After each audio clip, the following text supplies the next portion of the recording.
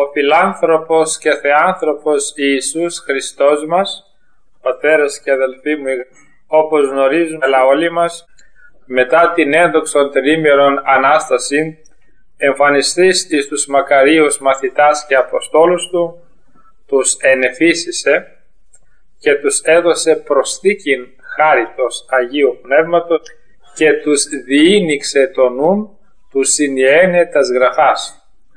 Από εκεί και εντεύθεν και συγκεκριμένα από την Αγίαν Πεντηκοστήν και στη συνέχεια εις όλη τον τη ζωήν, όχι απλώς θα κηρύττουν τα ευαγγελικά λόγια, αλλά θα αναλύουν και θα αναπτύσσουν τα λόγια του Χριστού μας. Όπως γνωρίζετε, εάν κανείς δεν γνωρίζει να μεταφράσει εν πνεύματι Αγίο το κείμενο, κίνδυνος να εκτραπεί εις αίρεση. Έχει τόση χάρη και τόσο πνό το νόημα σε χάρη ο λόγος του Ευαγγελίου, ώστε αδυνατεί ο ανθρώπινος πεπερασμένος νους χωρίς ειδικών φωτισμών, χωρίς ειδικό χάρισμα, να κατανοήσει αυτό που γράφει το Ευαγγέλιο, μολονότι είναι γραμμένο στην ημετέραν γλώσσα.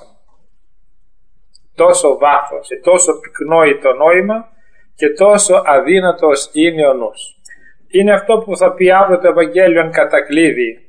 Ανθρωπίνος είναι αδύνατον ο ανθρώπινος νους, δηλαδή να τα κατανοήσει, αλλά εφόσον όλα είναι δυνατά εις τον Θεό, τότε με τη χάρη του Χριστού είναι κατανοητό και το κείμενο του Ευαγγελίου, όλα τα κείμενα. Έτσι και το αυριανό Ευαγγέλιο που θα αναγνωριστεί στην Θεία Λειτουργία, όπως γνωρίζουμε, αναφέρεται εις έναν νεανίσκον πλούσιον, που προσήλθε στο Χριστό μας γονιπετών. Εγωνάτισε μπροστά του και είναι σχήμα, ξέρετε, ευλαβίας αυτό το πράγμα. Είναι μεγάλης ευλογίας και μεγάλης αγωγής, καλής και εναρέτου αγωγής.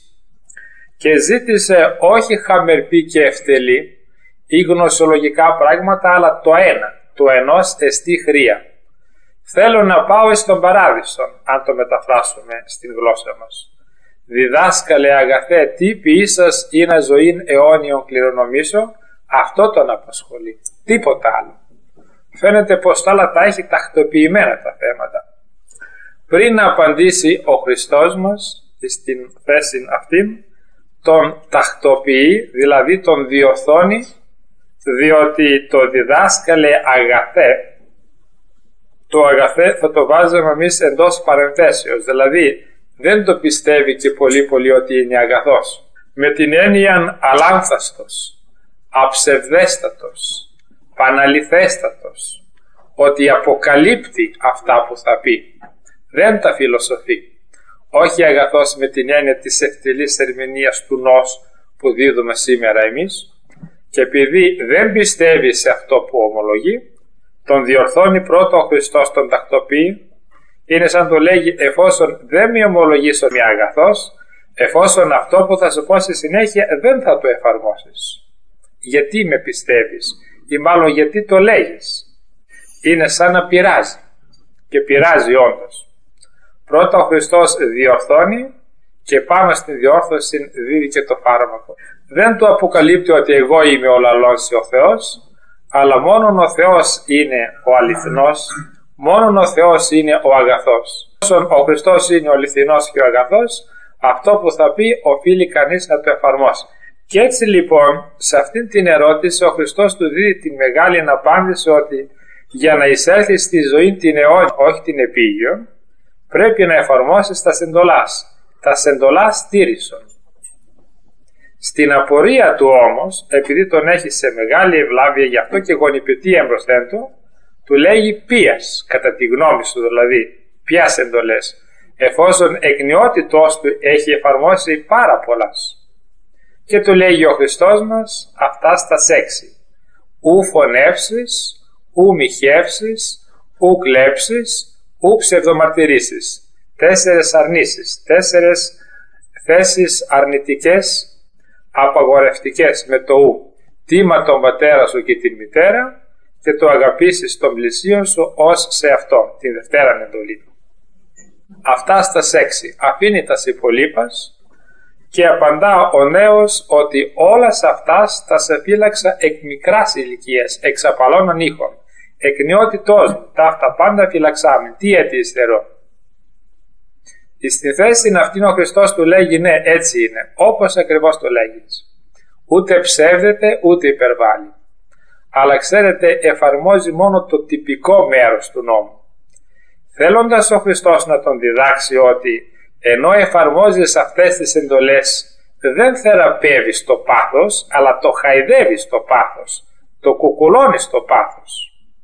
Του λέγει ότι εάν θέλεις να γίνεις τέλειος και να είσαι στη Βασιλεία των Ουρανών, πρέπει να πωλήσεις τα υπάρχοντά σου και τα γνωστά. Στην θέση αυτήν του Κυρίου μας, του διδασκάλου του μόνο αληθινού και αγαθού, ελυπήθη σφόδρα, έγινε κάτωχρος. Δεν περίμενε να ακούσει τέτοια θέση. Έσκεψε το κεφάλι κάτω και απήλθε. Και ουδέποτε προσήλθε στο Χριστό μας. Και προσέξτε παρακαλώ, ο Χριστός μας δεν τον παρακαλεί, δεν τον νικετεύει, δεν του λέγει παιδί μου πού πας, έλα να τα ξαναπούμε ακόμη μια φορά, έλα να τα ξαναμιλήσουμε ακόμη μια φορά. Τον άφησε και έφυγε. Προσήλθε μέχρι τον παράδεισο, που είναι ο Χριστός μας ο παράδεισος, αυτός είναι η ζωή αιώνιος. Έφτασε μέχρι την πύλη την ωραία, την έκρουσε, του ενήχθη η πύλη, τον είπε ο Χριστός να εισέλθει, αλλά αφού αφήσει το πάθος. Όχι, λέει, με το πάθος θα πάμε μαζί μέσα. Στο παράδεισο, αν μπεις με το πάθος, θα ξαναβγείς πάλι. Διότι είναι καρδιακό το θέμα του παραδείσου. Δεν είναι μόνο τοπικό, είναι και καρδιακό. Αν βάλουμε τον διάβολο στον παράδεισο, παντού αισθάνεται κόλαση. Είναι προσωπικό το θέμα. Αν βάλουμε τον άγγελο στον Άδη, αισθάνεται παράδεισος. Έχει μέσα του τον παράδεισο. Δεν είναι μόνο εκτός, είναι και εντός. Πρωτίστως εντός. Εάν δεν τον έχουμε μέσα μας, έξω δεν υπάρχει παράδεισος. Δεν θα βιώνει δηλαδή κανείς στον παράδεισο, παραδείσια, εάν από αυτή τη ζωή δεν βιώνει αυτό που πρέπει να βιώσει μέχρι το τάφο. Και έτσι λοιπόν απείληθη ο νεανίσκος, διότι ήταν πλούσιος. Ήγαρ έχω κτήματα πολλά. Φαίνεται είχε πολλά στρέμματα, πολλά χιλιάδες στρέμματα θα λέγαμε σήμερα. Δεν μας απασχολεί τι είχε ακριβώς, δεν είναι το ζητούμενο αυτό, διότι το βάθος του νοήματος είναι αβυσαλαίο. Αλλά μόνο μία λέξη, το περί πλούτου του νεανίσκου και περί όλων των ανθρώπων που έχουν πλούτο, όταν ομιλεί αυτά τα λόγια τα αυστηρά ότι ο πλούσιος για να πάει στον παράδεισο είναι αδύνατο. Παρανθρώπης αδύνατο. Παρά το Θεό πάντα δυνατά, αλλά ο πλούσιος δεν μπορεί να πάει στον παράδεισο, θα πάει στην κόλαση. Το λέγει ο Χριστός. Και κάνει και την παραβολή που είναι αδύνατη. Το παλαμάρι εκείνο, το χοντρό, το καραβόσκινο, ευκολότερα περνάει από μία οπή της μικράς βελόνης που δεν περνάει με τίποτα. Κατ' υπόθεση. Ευκολότερα όμως περνάει, ο πλούσιος στον παράδεισο δεν εισέρχεται.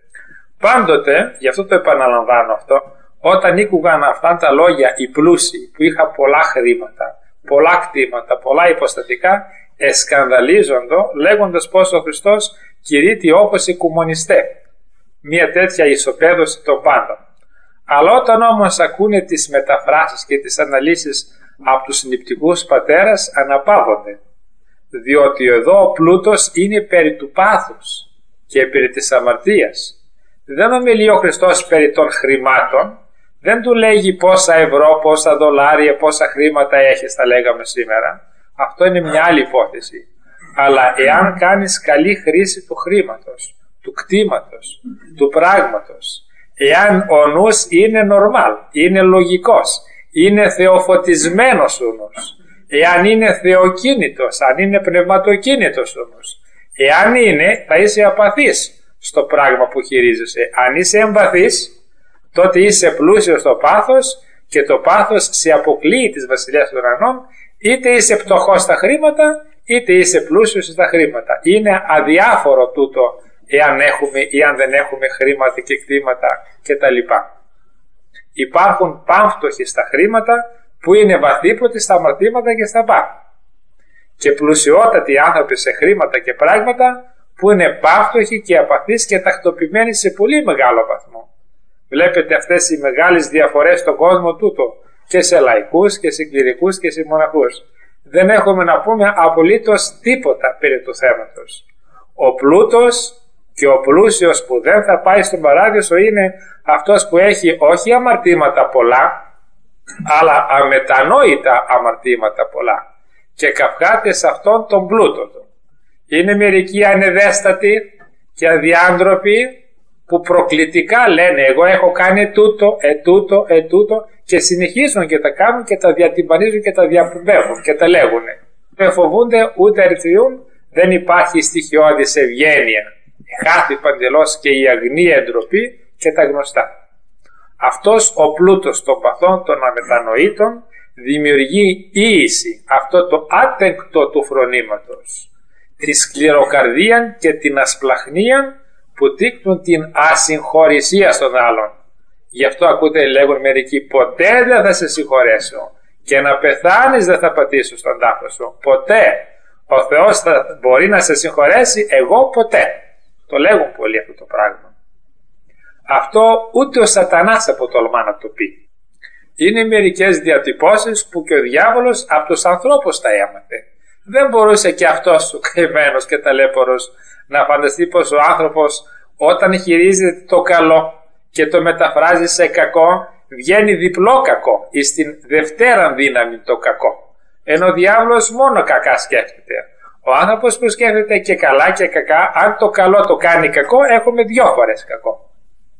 Και είναι λοιπόν σε χειρότερη μορφή ο ανθρώπινος νους όταν είναι διαβολοκίνητος, παθοκτίνη, όταν κινείται από το πάθος. Έτσι λοιπόν ο Χριστός μας ψέγει, κατηγορεί και μέμφει και κολλάζει και τιμωρεί το αμετανόητο πάθος. Ήταν πλούσιος σε αυτό το πάθος και δεν ήθελε με τίποτα. Εφήρμοζε τα σεντολάς μεν, αλλά εφόσον το πάθος δεν θεραπεύεται και δεν τακτοποιείται, ουδέν ποιεί ο άνθρωπος. Βλέπετε ότι όλες οι εντολές του Ευαγγελίου είναι θεραπευτικές. Δεν είναι γνωσιολογικές και φιλολογικές και φιλοσοφικές. Δεν θα μάθουμε πολλά πράγματα από το Ευαγγέλιο. Θα θεραπευτούμε από το Ευαγγέλιο. Θα φωτιστούμε. Είναι φως. Είναι άκτιστο φως. Όχι κτιστό. Όργανο μέσα που το έχουμε ο νους να μεταποιηθεί, να πνευματοποιηθεί, να γίνει δεκτικό αυτού του ακτίστου ουρανίου φωτός, για να μπορέσει κανείς να συμπλέψει με το Ευαγγέλιο, να συνεργαστεί με τον Χριστό και να βιώσει την εντολή. Γι' αυτό του λέγει ο Χριστός τήρησον τας εντολάς. Δεν του λέγει ανάγνωσον τας εντολάς, ούτε του λέγει μετάφρασον τας εντολάς. Ούτε του λέγει να μιλήσεις, αλλά να τηρήσεις. Εάν είμαστε βουβοί και τηρούμε τας εντολάς, τότε θα πάμε με τσαρούχες στο παράδεισο.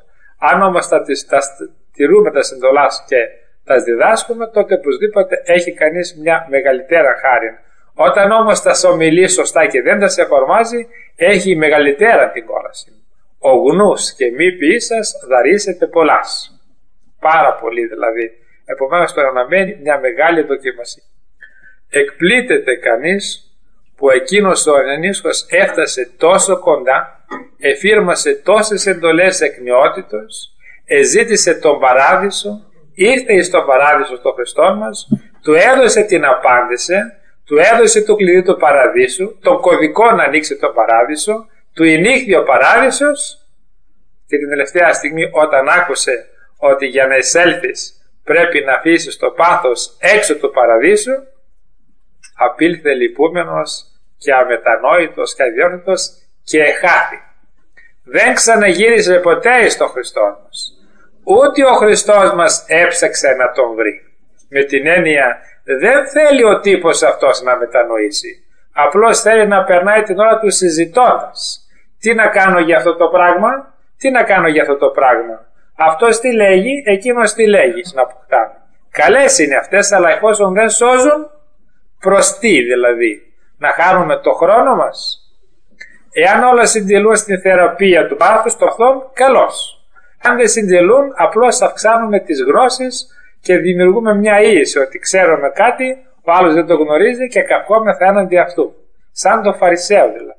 Είναι πολύ σημαντικό όταν νέοι άνθρωποι και μεγάλης ηλικίας προσέρχονται με μια σχετική γνώση ευξημένη. Εάν θέλεις να γίνεις τέλειος, θα σου πω ότι πρέπει να γίνεις τέλειος. Δηλαδή ήταν σχεδόν ατελής.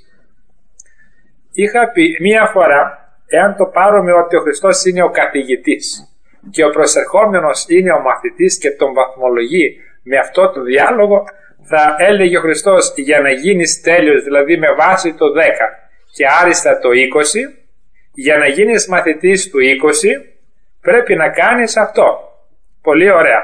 Και εγώ τώρα σε ποια βαθμολογία είμαι κατά τη γνώμη σου? Είσαι πολύ καλά στο 9,5. Ακόμη τη βάση του 10 δεν την πήρες, δηλαδή την τάξη δεν την περνάμε, μένεις στάσιμος, όχι ανεξεταστέος. Για να πάρεις το 10 πρέπει να αρχίσεις να θεραπεύεις το πάθος, όχι να διδάσκεσαι περί αυτού. Τα ξέρεις λοιπόν, θα εφαρμόζεις και θα θεραπεύεις αυτά που ήδη τόσο καιρά γνωρίζεις. Και όταν θα αρχίσεις να θεραπεύεις, τότε κανείς εισέρχεται στην θεραπεία, αυτή την κατάσταση, στην θεραπευτική κατάσταση. Επομένως, ο τέλειος ξεκινάει από το 10 και έχει μια ατελείωτη κατάσταση. Θα μπορούσε να εισέλθει και τελικά έμεινε στάσιμος και γύρισε πίσω. Όταν διαβάζω αυτό το Ευαγγέλιο και άλλα βέβαια, συγκλονίζομαι, διότι ξέρετε είναι δραματική η κατάσταση. Αν εγνώριζε ποιος του και τι του λέγει, διότι αν το εφήρμοζε θα γινόταν μαθητής του. Αυτά που λέγει σε αυτόν τα είπε και στους μαθητάς του. Όλα και τον ακολούθησαν. Τον υπόσχεται τη λιωτάτη πολιτεία, την πιο μεγάλη επί της γης και την πιο μεγάλη θέση που μπορεί να δώσει ο Χριστός σε έναν άνθρωπο.